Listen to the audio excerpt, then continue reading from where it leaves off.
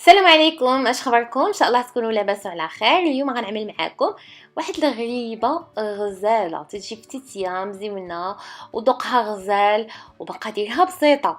كنعملوها غير من الطحين والحامض. هي دي غريبه ديال الحامض، ما فيهاش لا لوز لا كركاع لا كاوكاو ولا والو، يعني غير مقادير بسيطه وكنلويوها وكتجي غزاله فنه. ان شاء الله تعجبكم.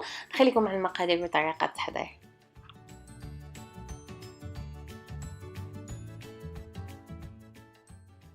غادي نبدا معكم الطريقه او ميم طون غادي نقول لكم المقادير. كنعمل في ان بول 100 غرام ديال الزبده، كنزيد عليها 120 غرام ديال السكر تسنيده وتنخلطهم في بعضهم حتى كيرجع الخليط كريمي.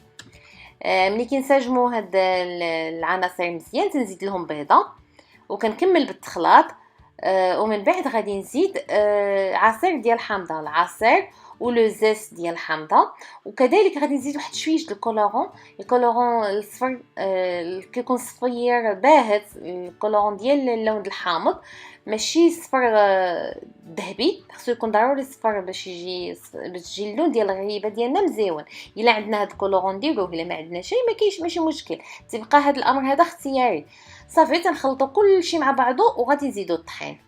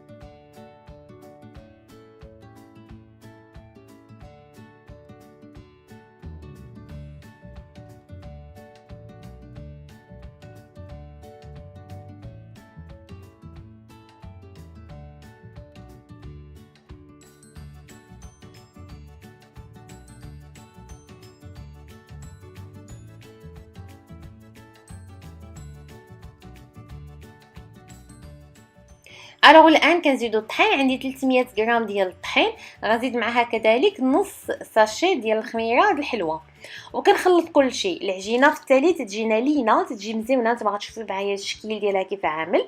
تنعملوها في الثلاجه 30 دقيقه المكانه، نص ساعه. ضروري ما نديروا العجينه في الثلاجه قبل ما نبداو نشكلوها. ملي كنخرجوا العجينه من الثلاجه تنشكلوا منها كويورات.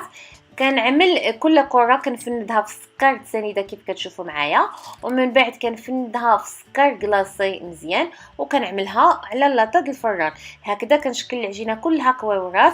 كتكون عندي جبابنا فيها السكر تسنيده وجبابنا فيها سكر كلاصي، وتنعمل كل كويره في السكر تسنيده من بعد السكر كلاصي. وهما الكويرات شنو غنعمل بهم؟ غندخلهم الكونجيلاتور مده ديال 4 ساعات المكانه، وعاد كنطيبهم في الفران.